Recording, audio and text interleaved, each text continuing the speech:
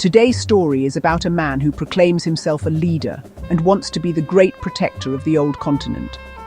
I'm talking about Emmanuel Macron, the French president, who wants to send troops to defeat Russia. But the question we ask is, how does he plan to do it? In other words, how will Macron mobilize a military force capable of repelling the Russian army, which already dominates more than 1,300 kilometers on the front line in its conquests in Ukraine? While a report published at the end of February reveals that the French Air Force has enough ammunition for only 3 days of combat. It also informs us that its aircraft and armament are outdated and that there are no ammunition industries to supply them. We currently have proof of French ineffectiveness in its African domains, where France is unable to prevent Wagner Group mercenaries from driving its valiant army out of Mali, from Niger and Burkina Faso. There is no need to theorize too much, because reality always shows us the most direct way as an answer.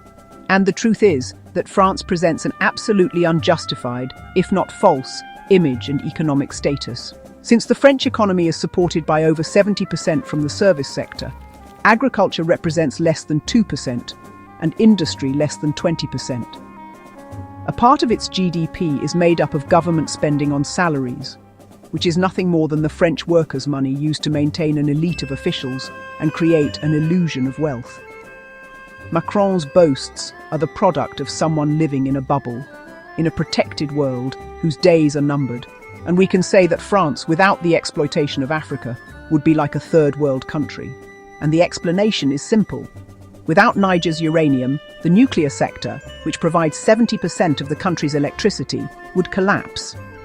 Without African oil and gas, the public company Total would not be one of the largest oil companies in the world.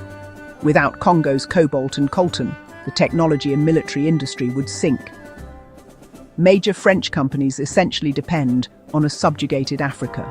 For example, Orange has more than 140 million customers in Africa, a market where it operates without competition and is crucial for its growth. Bolloré, a logistics and maritime ports company, exclusively controls the infrastructure of Côte d'Ivoire, Senegal, and other countries.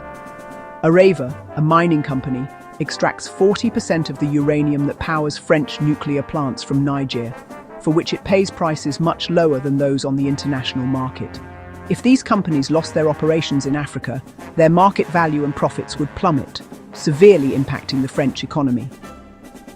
To all this, we must add the massive capital flight, which, according to Global Financial Integrity, diverts $80 billion a year through tax evasion, overbilling and the repatriation of profits, as French multinationals declare their profits in tax havens and not in the countries where they operate.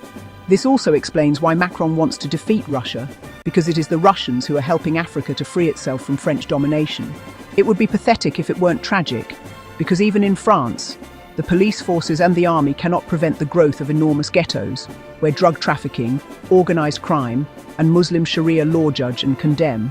Personally, I believe this is what interests Macron, because he has a larger design guiding him, beyond a debt to repay. He owes everything he has to the globalist financial elite, without whom he probably wouldn't have gotten where he is. The docile and faithful Macron is in the vehicle of globalism, which aims to destroy Western values and replace them with a total absence of values.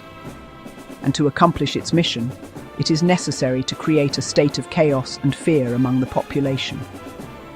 That is why, soon, the French will be asked to enlist in the army to defend France against an imaginary threat from Russia, leaving the field open for Macron and his leaders to realize the globalist dream, dominating a France populated by an amorphous and obedient mass, regulated by Sharia law, where Muslim leaders will gladly accept economic dominance in exchange for control over the people.